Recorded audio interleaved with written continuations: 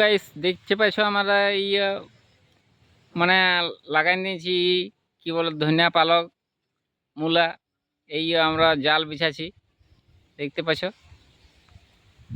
পুনমও আছে আমার সঙ্গে দিয়ে নিচ্ছে দেখতে পাচ্ছো। এইখানে আমরা বুনে দিয়েছি ধনিয়া পালক মূলা বরবটি শাক দেখতে পাচ্ছো। বাবা বাবা বাবা করছে একজনা দেখলাম।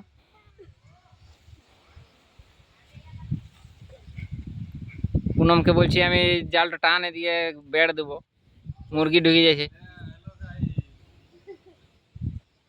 দেখে লাও। অভিরাজ কলে চাপে আছে,